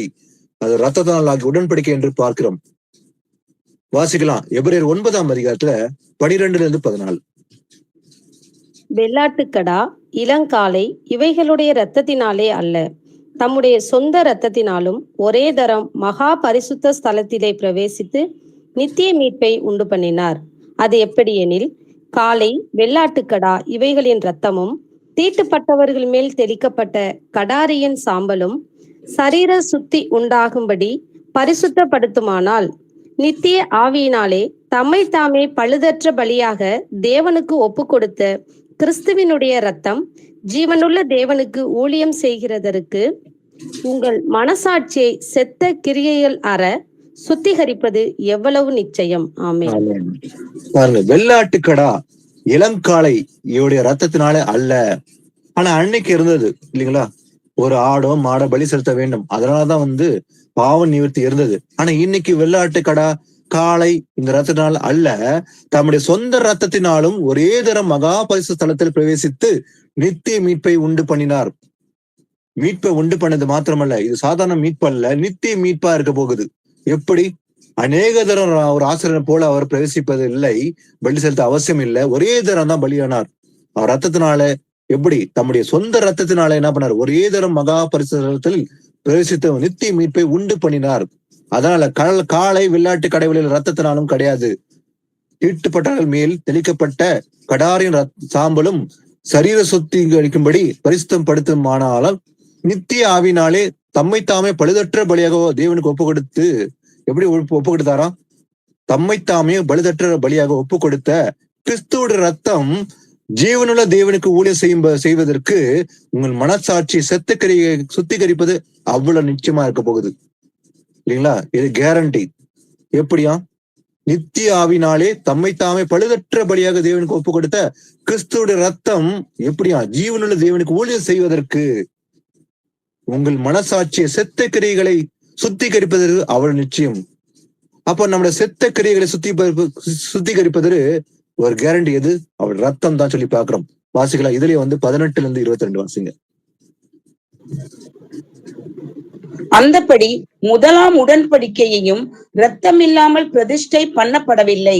எப்படி எனில், மோசே நியாய பிரமாணத்தின்படி சகல ஜனங்களுக்கும் எல்லா கட்டளைகளையும் சொன்ன பின்பு இளங்காளை, வெள்ளாட்டுக்கடா இவைகளின் இரத்தத்தை தண்ணீரோடும் சிவப்பான ஆட்டு மயிரோடும் ஈசோப்போடும் கூட எடுத்து புஸ்தகத்தின் மேலும் ஜனங்கள் எல்லார் மேலும் தெளித்து, தேவன் உங்களுக்கு கட்டளையிட்ட உடன்படிக்கையின் இரத்தம் இதுவே என்று சொன்னான். ஆராதனைக்குரிய சகல பனிமுட்டுகளின் மேலும் இரத்தத்தை தெளித்தான். நியாய பிரமாணத்தின்படி கொஞ்சம் குறைய எல்லாம் இரத்தத்தினாலே சுத்திகரிக்கப்படும். இரத்தம் சிந்துதல் இல்லாமல் பாவ மன்னிப்பு உண்டாகாது. ஆமீன். பாருங்க, முதலாம் உடன்படிக்கை பழைய ஏற்பாட்டுல செய்யப்பட்ட பழைய உடன்படிக்கை எப்படி இருந்தா, ரத்தம் இல்லாம பிரதிஷ்டை பண்ணப்படவே இல்லை. ரத்தம் இல்லாம பிரதிஷ்டை பண்ணவே இல்லைன்னு சொல்லி இருக்குது பழைய ஏற்பாட்டுல பழைய உடன்படிக்கை இல்லைங்களா. எப்படின்னாக்கா, மோசே ஞாபகத்தின்படி என்ன பண்ணுவாரு, சகல ஜனங்களுக்கும் எல்லா கட்டளையும் சொன்ன பின்பு என்ன பண்ணுவாரு, இளங்காளை வெள்ளாட்டு கடா இவளின் ரத்தத்தை தண்ணீரோடும் சிவப்பான ஆட்டு மயிரோடும் ஈசப்போடும் கூட எடுத்து புஸ்தகத்தில் மேலும் ஜனங்கள் எல்லோரும் மேலும் தெளிப்பார். அவர் ரத்தத்தை தெளித்து விட்டு, தேவன் உங்களுக்கு கட்டளையிட்ட உடன்படிக்கிற ரத்தம் இதுவே என்று சொன்னான். அந்த பலி செலுத்தி அந்த ரத்தத்தை எடுத்து என்ன பண்ணுவாங்க, தெளித்து விட்டு, இதுதான் உடன்படிக்கை ரத்தமே, உடன்படிக்கிற ரத்தமே இதுதான் சொல்லி சொல்லும் போது, ஆனா இவ்விதமாய் கூடாரத்தின் மேலும் ஆதனுக்குரிய சகல பனி மூட்டுகளின் மேலும் ரத்தம் தெளித்தான். ஆனா ஞாபகத்தின்படி கொஞ்சம் குறைய எல்லா ரத்தத்தினால் சுத்திகரிக்கப்படும். ரத்தம் சிந்தனை இல்லாமல் பாவ மன்னிப்பே இல்லை. அப்படி இருக்கும்போது ஆதலால் பரலோகத்தில் உள்ளவர்களுக்கு சாயலானகள் இப்படிப்பட்ட பலியினாலே சுத்திகரிக்கப்பட வேண்டியதா இருந்தது. ஆனா இப்படிப்பட்ட பலினால சுத்திகரிப்பது அவசியமா இருந்தது அந்த காலத்துல. ஆனா பரலோகத்தில் உள்ளவர்களோ இவளின் விசேஷித்த பலிகளே சுத்திகரிக்கப்பட வேண்டியதா தாமே. அந்தபடி மெய்யான பரிசு ஸ்தலத்தில் அடையாளமான கையினால் செய்யப்படதா இருக்கிற பரிசு ஸ்தலத்தில் கிறிஸ்துவானவர் பிரவேசியாமல் பரலோகத்தில் தானே இப்போது நமக்காக தேவனுடைய சமூகத்தில் பிரத்யட்சை ஆகும்படி பிரவேசித்திருக்கிறார். அன்னைக்கு ஒரு ரத்தம் சிந்தப்பட வேண்டும், தெளிக்கப்பட வேண்டும், சுத்திகரிப்பு உண்டா இருந்தது. ஆனா இயேசு கிறிஸ்து நமக்காக தம்முடைய சமூகத்தை பிரசித்தி ஆகும்படி பிரவேசித்தார். ஏன்னா பிரதான ஆசை என்ன பண்ணுவான், வருஷம் போய் அந்த ஸ்தலத்துல பிரவேசித்து அநேக தரம் பலியிட வேண்டியதா இருந்தது. ஆனா உலகம் முதற்கொண்டு அவர் அநேக தரம் பாடுபட வேண்டியதா இருந்திருக்கும். ஆனா அப்படி இல்லாம அவர் தம்மை தாமே பலி இட்டதுனால பாவங்களை நீக்கும் பொருட்டாக இந்த கடைசி காலத்தில் ஒரே தரம் வெளிப்பட்டார். ஒரே தரம் அவர் ரத்தம் சிந்தினார், பலியிடப்பட்டார் என்று பார்க்கிறோம். யோவான் ஸ்நானகர் இயேசு கிறிஸ்துவை குறித்து சாட்சி கொடுக்கிற ஒரு வசனத்தை வாசிக்கலாம். யோவான் 1:29 வாசிக்கலாம். மறுநாளிலே யோவான் இயேசுவை தன்னிடத்தில் வரக்கண்டு, இதோ உலகத்தின் பாவத்தை சுமந்து தீர்க்கிற தேவ ஆட்டுக்குட்டி. ஆமென்.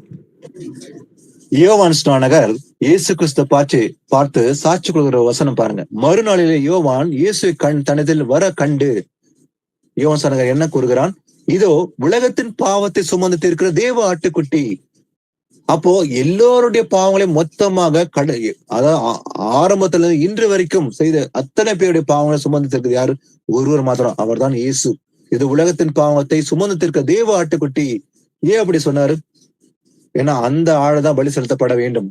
அவர் நமக்காக ஆட்டுக்குட்டியாக பலி ஆனார் சொல்லி அவர் முன்னமே அறிவித்தார். சகல லோகத்தின் பாவங்களை சுமந்து தீர்க்கிற தேவ ஆட்டுக்குட்டி இவர் தான். அவர் பலியிட போகிறார். எல்லோருடைய பாவங்களும் பலியிடப்பட போகிறார். இவர் தான் அந்த ஆட்டுக்குட்டி ஆனவர் சொல்லி சாட்சி கொடுக்கிறார் யோவான் ஸ்நானகர். வாசிக்கலாம். 1 யோவான் 3:5 வாசிக்கலாம். 1 யோவான் 3:5. பாவங்களை சுமந்து தீர்க்க வெளிப்பட்டார் என்று அறிவீர்கள், அவரிடத்தில் பாவம் இல்லை. அவர் நம்முடைய பாவங்களை சுமந்து தீர்க்க வெளிப்பட்டார் என்று அறிவீர்கள். அவர் எதற்காக வெளிப்பட்டார்? நம்முடைய அக்கிரமங்களை சுமந்து தீர்க்க அவர் வெளிப்பட்டார். இதை நாம் அறிகிறோம். ஏன்னா அவரிடத்தில் என்ன இல்லை? பாவம் இல்லை. எல்லாம் அவர் பாவம் பாராத பரிசுத்தர், சுத்தக்கணர். அவர் பாவமே செய்யவில்லை. ஆனாலும் கூட அவர் பலி செலுத்தப்பட்டார். ஒரு திருடனுக்கு கொடுக்க வேண்டிய தண்டனை அவர் கொடுத்தாங்க. அவர் ஏன்னா ஒரு திருடனுக்கு மட்டும் தான் சிலுவையில மரணம் இருந்தது, தண்டனை. ஆனா பாவமே பாராத பரிசுத்தருக்கு அன்னைக்கு நமக்காக அவர் பலியிடப்பட்டார். என்னுடைய பாவங்களுக்கு மாத்திரமல்ல, சர்வ லோகத்தின் பாவங்களாக அவர் பலியிடப்பட்டார் என்று பார்க்க. ஏன்னா அதெல்லாம் யோவான் ஸ்நானகர் கூறுகிறார், இவர் உலகத்தின் பாவங்களை சுமந்திருக்க தேவ ஆட்டுக்குட்டி.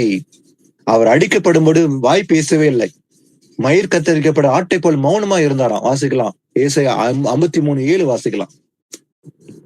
அவர் நெருக்கப்பட்டும் ஒடுக்கப்பட்டும் இருந்தார், ஆனாலும் தம்முடைய வாயை அவர் திறக்கவில்லை.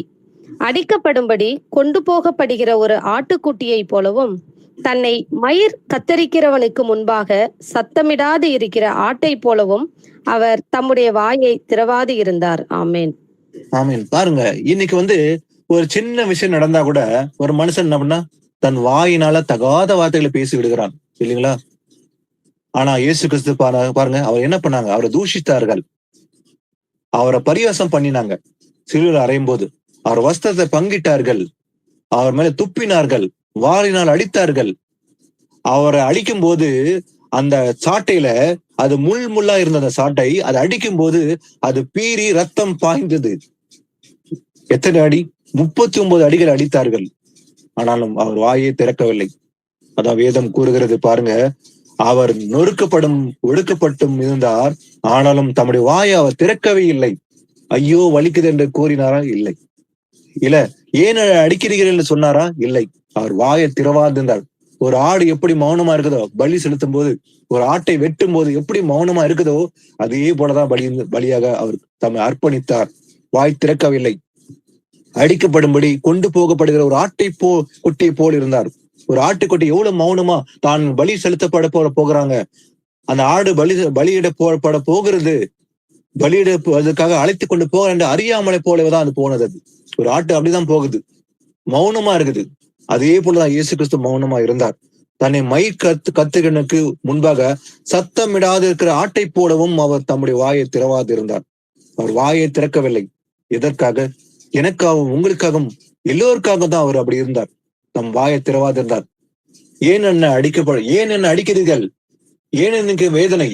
ஏன் இந்த காயங்கள் என்று ஒரு வார்த்தையும் சொல்லாம அவர் நமக்காக அதை வாங்கி கொண்டார். அவர் மாம்சத்தில் பாடுகள் அனுபவிச்சார், எனக்காக உங்களுக்காக. இதற்காக நாம் பாவம் செய்யக்கூடாது, பாவத்துக்கு மரித்ததுக்கு நீதிக்கு பிழைக்க வேண்டும் என்பதற்காகவே அவர் பலியிடப்பட்டார்.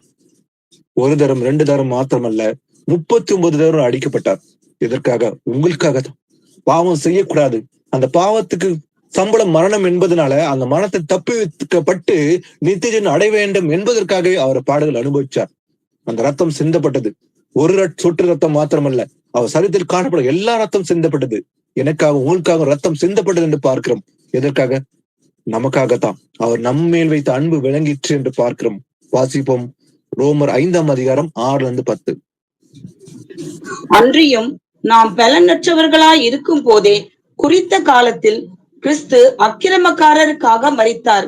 நீதிமானுக்காக ஒருவன் மரிக்கிறது அரிது, நல்லவனுக்காக ஒருவேளை ஒருவன் மரிக்க துணிவான். நாம் பாவிகளாய் இருக்கையில் கிறிஸ்து நமக்காக மரித்ததினாலே தேவன் நம்மேல் வைத்த தமது அன்பை விளங்க பண்ணுகிறார். இப்படி நாம் அவருடைய இரத்தத்தினாலே நீதிமான்கள் ஆக்கப்பட்டிருக்க கோபாக்கினைக்கு நீங்களாக அவராலே நாம் ரட்சிக்கப்படுவது அதிக நிச்சயமாமே. நாம் தேவனுக்கு சத்துருக்களாய் இருக்கையில் அவருடைய குமாரனின் மரணத்தினாலே அவருடனே ஒப்புரவாக்கப்பட்டோமானால், ஒப்புரவாக்கப்பட்ட பின் நாம் அவருடைய ஜீவனாலே ரட்சிக்கப்படுவது அதிக நிச்சயமாமே. ஓகே, இங்க நாம் பாக்குறோம், அதாவது 6ஆம் வசனத்துல இருந்து, அன்றியும் நாம் பலனற்றலா இருக்கும் போது, நாம் எப்படி இருந்தோம்? ஒரு காலத்துல பலனற்றலா இருந்தோம், பலன் இல்லாம இருந்தோம். குறித்த காலத்தில் கிறிஸ்து அக்கிரமனுக்காக மரித்தார். அப்ப நாம ஒருவேளை நல்லவனா இருந்தும் போது இயேசு கிறிஸ்து மரித்தாரா? இல்ல. நாம் பாவிகளை இருக்கையில் தான் நம்ம இயேசு கிறிஸ்துக்காக நமக்காக மரித்தார். நாம் பலனற்றலா இருக்கும்போது தான் குறித்த காலத்துல இயேசு கிறிஸ்து அக்கிரமனுக்காக மரித்தார், நல்லவனுக்காக அல்ல. பாவம் செய்த மக்களுக்கு அத்தனை பேருக்காக இயேசு கிறிஸ்து மரித்தாராம். அப்ப நீதிமானுக்காக ஒருவன் மரிப்பது அரிது, சாதாரண விஷயம். ஆனா நல்லவனுக்காக ஒருவன் மரிப்பது கூட துணிவான். ஆனா நாம் பாவிகளா இருக்கையில் கிறிஸ்து நமக்காக மரித்ததினாலே தேவன் நம்மேல் வைத்த தமது அன்பை விளங்க பண்ணினார். அப்ப தேவன் அன்பா இருக்கிறார் இல்லைங்களா? அவர் அன்பை எப்படி விளங்க பண்ணினார்? பாவிகளா இருக்கும்போது, தப்பு செய்து கொண்டிருக்கும் போது நமக்காக இயேசு கிறிஸ்து மரித்தார். இப்படி நாம் அவருடைய இரத்தத்தினாலே நீதிமானாக்கப்பட்டிருக்க, அப்ப நம்ம எப்படி நீதிமானாக்கப்படுகிறோம்? இயேசு கிறிஸ்து நாம் பாவிகளை இருக்கும்போது நமக்காக மரித்த நிமித்தமாக அவர் ரத்தத்தினால் நாம் உடன்படிக்கை செய்கிறோம். இன்னைக்கு நீதிமானாக்கப்பட்டிருக்கிறோம் இன்னைக்கு நாம. ஏன்னா கோபாக்கணைக்கு நீங்களாக அவராலே நாம் ரட்சிக்கப்படுவது அதிக நிச்சயம்.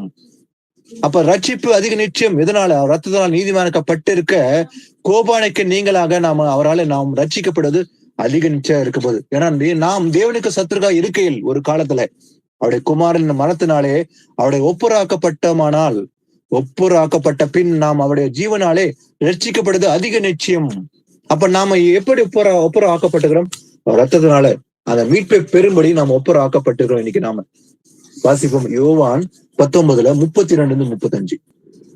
அந்தபடி போர்ச்சேவகர் வந்து அவருடனே கூட சிலுவையில் அறையப்பட்ட முந்தினவனுடைய கால் எலும்புகளையும் மற்றவனுடைய கால் எலும்புகளையும் முறித்தார்கள். அவர்கள் இயேசுவினிடத்தில் வந்து அவர் மரித்திருக்கிறதை கண்டு அவருடைய கால் எலும்புகளை முறிக்கவில்லை. ஆகிலும் போர்ச்சேவகரில் ஒருவன் ஈட்டியினாலே அவருடைய விலாவில் குத்தினான். உடனே இரத்தமும் தண்ணீரும் புறப்பட்டது. அதை கண்டவன் சாட்சி கொடுக்கிறான். அவனுடைய சாட்சி மெய்யாய் இருக்கிறது. நீங்கள் விசுவாசிக்கும்படி தான் சொல்லுகிறது மெய் என்று அவன் அறிந்திருக்கிறான். ஆமென். ஆமென். இயேசு கிறிஸ்து அன்னைக்கு 6 மணி நேரத்துல இருந்து 9 மணி நேரம் வரைக்கும் அவர் அந்த சிலுவையில பாடுகள் அனுபவிச்சார். அவர் அப்போ கடைசியில அந்தபடி போர் சேவகன் என்ன பண்றான்? வந்து அவருடைய கூட சிலுவையில் அறையப்பட்ட முந்தினவனுடைய கால் எலும்புகளை மற்றவனுடைய கால எலும்பையும் முறித்து விட்டான், அந்த திருடனு காலை. பிறகு வந்து அவர்கள் இயேசு இடத்துல வந்து அவர் மரித்திருக்கிறதை கண்டு அவருடைய கால் எலும்புகளை முறிக்கவில்லை. அப்போ அவர் மரித்திருக்கிறாரா இல்லையான்னு சொல்லி செக் பண்ண வராங்க. வந்துட்டு அவர் மரித்திருக்கிறாரா இல்லையா, ஒருவேளை இல்லைனாக்கா அந்த கால் எலும்புகளை முறிக்க வேண்டும் என்று வரும்போது ஏற்கனவே இயேசு கிறிஸ்து மரித்து விட்டார். அதை பாக்குறாங்க. பார்த்துட்டு ஆகிலும் போர் சேவகர் என்ன பண்றான்? ஒருவன் ஈட்டியிலே அவருடைய விழாவினா என்ன பண்றான்? குத்துறான். ஈட்டியை எடுத்து குத்தும் போது உடனே ரத்தமும் தண்ணீரும் புறப்பட்டது. அவருடைய சரித்திரம் என்ன வந்தது? ரத்தம் தண்ணீர் புறப்பட்டு வந்தது. ஒரு சொட்டு ரத்தம் கூட இல்லை, கம்ப்ளீட்டா வெளியே வந்துடுச்சு. அதை கண்டவன் சாட்சி கொடுக்கறான். பார்த்துட்டு சொல்றான், அவருடைய சாட்சி மெய்யா இருக்கிறது. நீங்கள் விசுவாசிக்கும்படி நான் சொல்லுகிறது மெய் என்று அவன் அறிந்திருக்கிறான். அதை பார்த்து ஆச்சரியப்படுறான். இவர் மெய்யான தேவன் என்று அவன் விசுவாசிக்கிறான். அப்ப இயேசு கிறிஸ்து குத்தின பிறகு அந்த ரத்தமும் தண்ணீரும் வெளியே புறப்பட்டு ஒரு சொட்டு ரத்தம் கூட இல்லாம அவர் சிந்தப்பட்டது. ரத்தம் எதுக்காக? நமக்காக தான் அவர் சிந்தினார். வாசிப்போம் எபிரேயர் 12:24 வாசிக்கலாம். புது உடன்படிக்கையின் மத்தியஸ்தராகிய இயேசுவினிடத்திற்கும் ஆபேலினுடைய இரத்தம் பேசினதை பார்க்கிலும் நன்மையானவைகளை பேசுகிற இரத்தமாகிய தெளிக்கப்படும் இரத்தத்தினிடத்திற்கும் வந்து சேர்ந்தீர்கள். ஆமீன். நாம் இன்னைக்கு ஒரு காலத்துல அன்னைக்கு சத்துருவாய் இருந்தோம், தூரம் இருந்தோம். ஆனா நாம வந்து அடுத்து வந்து சேர்ந்தோம். எப்படியா? புது உடன்படிக்கையின் மத்தியஸ்தராகிய இயேசு கிறிஸ்துவுக்கும் ஆபேலுடைய ரத்தம் பேசினதை பார்க்கிலும் நன்மையானவர்களை பேசுகிற ரத்தமாகிய தெளிக்கப்படுற ரத்தத்தினத்திற்கு வந்து சேர்ந்திருக்கிறீர்கள். எங்க வந்திருக்கிறோம்? தெளிக்கப்படுற ரத்தம், இயேசுக்கு ரத்தம் சிந்தப்படுது இல்லைங்களா? புது உடன்படிக்கிற மத்தியஸ்தரா இருக்கிறது யாரு? இயேசு கிறிஸ்து தான். ஏன்னா ஆபேலுடைய ரத்தம் பேசினதை பார்க்கறதை விட நன்மையானவர்களை பேசுகிற ரத்தம் எது? இயேசு ரத்தம். அந்த இயேசு ரத்தம் நன்மையானது பேசுறதுனால தெளிக்கப்படுற ரத்தத்தின் நம்ம எல்லாரும் இன்னைக்கு எப்படி இருக்கிறோமா? வந்து சேர்ந்து இருக்கிறோம். நமக்கு அதன் நிமித்தமாகத்தான் நமக்கு மீட்பு, பாவ மன்னிப்பு உண்டு. எந்த மனுஷன் நம்ம பாவங்களை மன்னிக்க முடியாது. ஆனா இயேசு ரத்தம் தான் நம்ம சகல பாவங்களை சுத்திகரிக்கன்னு சொல்லி பாக்குறோம். வாசிக்கலாம். வெளிப்படுத்தல் 1:6 வாசிக்கலாம். நம்மிடத்தில் அன்பு கூர்ந்து தமது இரத்தத்தினாலே நம்முடைய பாவங்களற நம்மை கழுவி தம்முடைய பிதாவாகிய தேவனுக்கு முன்பாக நம்மை ராஜாக்களும் ஆசாரியர்களும் ஆக்கின அவருக்கு மகிமையும் வல்லமையும் என்றென்றைக்கும் உண்டாயிருப்பதாக. ஆமேன். ஆமீன். நம்மிடத்துல அன்பு கூர்ந்து எப்படி அன்பு கூர்ந்தாரா? அவர் சிலுவையில் சிந்தின ரத்தத்தின் நிமித்தமாக தம் ஜீவனை கொடுத்து நம்ம மேல் அன்பு கூர்ந்தார். தமது ரத்தத்தினாலே நம்முடைய பாவங்களை கலர நம்மை கழுவி என்ன பண்ணாரு? நம்முடைய பிதாவாகிய தேவனுக்கு முன்பாக நம்மை ராஜாக்களும் ஆசாரியர்களும் ஆக்கின அவருக்கு மகிமையும் வல்லமையும் என்றென்றைக்கும் உண்டாவதாக என்று இயேசுவின் ராஜ்யத்துல சொல்லப்படுகிற வசனம். இயேசு கிறிஸ்து வந்த பிறகு அவர் ராஜ்யம் இந்த பூமியில 1000 வருஷம் இருக்க போகுது. அந்த ராஜ்யத்துல நம்ம எப்படி இருக்க போறோமா? இன்னைக்கு நாம கற்பனை கை கொண்டு நடந்து முடிபந்தம் நிலைத்திருந்தால் நாம அன்னைக்கு எப்படி இருக்க போறோமா? ராஜாக்களை போல இருப்போம், ஆசிரியர்களை போல இருக்கும். ஏன்னா நம்ம இடத்துல அன்பு கூர்ந்து தம்முடைய ரத்தத்தினாலே நம்முடைய பாவங்களை கழுவி தம்முடைய பிதாவாகிய தேவனுக்கு முன்பாக நம்மை ராஜாக்களும் ஆசிரியர்களும் ஆக்கின அவருக்கு நம்ம எப்படி ஆக்க போறாரா? அன்னைக்கு ராஜாக்களை போலவும் ஆசிரியர்களை போல நாம எல்லாருமே வந்து இருக்க போறோம். அன்னைக்கு அவர் பாவமே செய்யவில்லை, ஆனா நமக்காக அவர் பலியானார் என்று பார்க்கிறோம். நாம தான் பாவம் செய்தோம், ஆனா நமக்காக அவர் தன் ஜீவனை கொடுத்த ரத்தம் சிந்தினா எதற்காக? அந்த மீட்பை அடையும்படி, நித்திய ஜீவனை பெற்று அந்த ராஜ்யத்தில் பிரவேசிக்கும்படி அவர் ரத்தம் சிந்தினார். நமக்காக அந்த நம்முடைய பாவனுக்காக அவர் தன் ரத்தத்தை சிந்தி நம் பாவங்களை கழுவினார். அது நிமித்தமாக அவர் ராஜ பிரவேசிக்க அந்த சாக்கியத்தை பெற்றிருக்கிறோம். கடைசியாக எபிரேயர் 9:28 வாசிக்கலாம். கடைசியாக கிறிஸ்துவும் அநேகருடைய பாவங்களை சுமந்து தீர்க்கும்படிக்கு ஒரே தரம் பலியிடப்பட்டு பாவம் இல்லாமல் ஆவலுடன் தமக்காக காத்து கொண்டிருக்கிறவர்களுக்கு ரட்சிப்பை அருளும்படி 2ஆம் தரம் பாவம் இல்லாமல் தரிசனமாவார். ஆமென். கிறிஸ்துவும் அநேகருடைய பாவங்களை சுமந்து தீர்க்கும்படி ஒரே தரம் பலியிடப்பட்டு தமக்காக காத்து கொண்டவர்களுக்கு. யார் காத்து கொண்டிருப்பாங்க? இயேசு வருவாரு, அந்த நித்திய ஜீவனை எனக்கு கொடுப்பாரு, நான் அதை பெற்றுக்கொண்டு அவரோட சதா காலமாய் அவரோட என்றென்றைக்கும் நான் இருக்க போறேன் என்று காத்து கொண்டு வருவார் என்று காத்து கொண்ட பிள்ளைகள் மட்டும்தான் ரட்சிப்பு அருளும்படி அவர் வரப்போகிறார். 2ஆம் தரம் அவர் வரும்போது கூட பாவம் இல்லாமல் தரிசனமாக போகிறார். முதலாவது எப்படி இருந்தாரு? அவர் நம்முடைய பாவங்களுக்காக அவர் பலியாகும்படி அவர் தரிசனமானார். ஆனா 2ஆம் தரம் பாவம் இல்லாமல் தரிசனமாக போகிறார். யாருக்காக? காத்து கொண்டு நமக்கு ரட்சிப்பு அருளும்படி வரப்போகிறார் இயேசு கிறிஸ்து. இது வரைக்கும் நம்ம பார்த்தோம், பாவத்தின் சம்பளம் மரணம். ஆனா அவர் ரத்தத்தினால நமக்கு பாவம் மீட்பு உண்டு. ஏன்னா இயேசு கிறிஸ்து நம்முடைய பாவங்களை நிவர்த்தி செய்யும்படி கிருபாதார பலியாக அவர் வெளிப்பட்டார். நாம பாவம் செய்யக்கூடாது என்று பார்த்தோம். நீங்கள் பாவம் செய்யாதபடிக்கு உங்களுக்கு எழுதுகிறேன். ஒரு பாவம் செய்தாக்கா நீதி பாராக்கிற இயேசு கிறிஸ்து நமக்காக பீடத்தில் பரிந்து பேசுவாரு.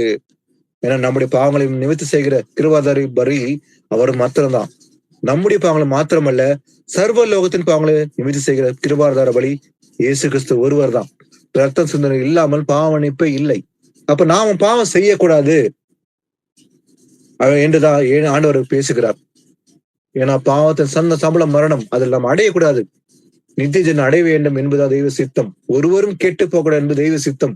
நாம் எல்லோரும் பிழைத்திருக்கும்படி, அந்த ராஜ பிரவேசிக்கும்படி அவர் நமக்காக அவர் பொறுமையோட காத்துக் கொண்டிருக்கிறார். அவர் வருகையை தாமதிக்கிறார். இன்னும் ஜனங்கள் மனம் திரும்ப வேண்டும், ராஜத்தை அடைய வேண்டும் என்பது தெய்வ சித்தம் என்பது நாம் இதுவரைக்கும் இந்த வேதத்தின் மூலமாக ஆராய்ந்து பார்த்தோம். கர்த்தருக்கு நன்றி செலுத்தி நாம் ஒரு ஜெபத்தோட இந்த பைபிள் ஸ்டடியை முடிக்கலாம். சர்வ வல்லமுள்ள தேவனாகிய கர்த்தாவே, அப்பா உண்மை போற்றுகிறேன், உண்மை வணங்குகிறேன். கர்த்தாவே, நீ நல்லவர், வல்லவரே, மாறாத இரக்கமுள்ள தேவனே, மன துருக்கமுடையவரே உண்மை போற்றுகிறேன் ஐயப்பா. அப்பா இதுவரைக்கும் வேதத்தில் மறைந்திருக்க அந்த ரகசியங்களை ஆராய்ந்து பார்க்கும்படி கிருபை தந்தீர்.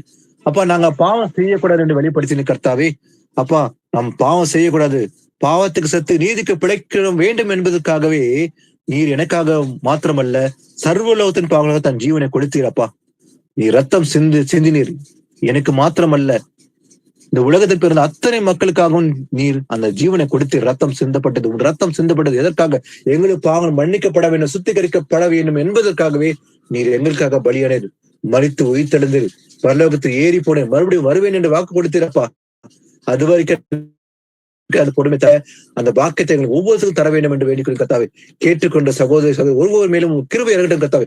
கேட்கிற அத்தனை பேரும் அப்பா ராஜத்தில் பிரவேசிக்கும்படி அந்த கிருபை தாங்க கர்த்தாவே.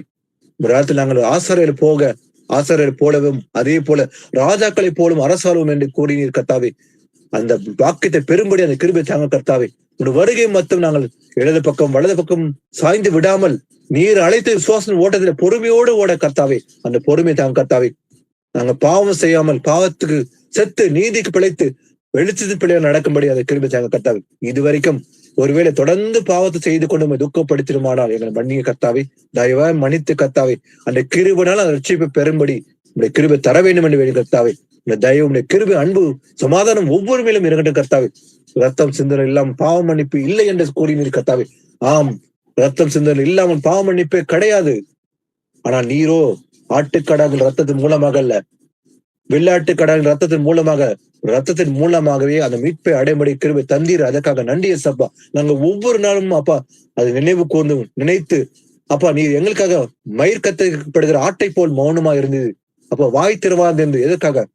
எனக்காகவும் அப்பா அத்தனை பேருக்காகவும் நீர் வாய் திறவாது இருந்து பாடுகள் அனுபவிச்சு தம்முடைய சரித்திர எல்லா பாடுகளும் அனுபவிச்சு எங்களுக்காக கர்த்தாவே. உன்னை தடுமுறை சுகப்படுத்தினதுக்காக நன்றிய சப்பா. அப்பா உன்னை தயவு கிருபை ஒவ்வொரு மேலும் இருக்கட்டும் கர்த்தாவே. துதியும் கனமும் மகிமையும் முக்கிய செலுத்துகிறேன். வளங்கள் இயேசு கிறிஸ்து நாமத்தில் ஜெபிக்கிறேன். Amen. Praise the Lord brothers sisters. Thank you brothers sisters.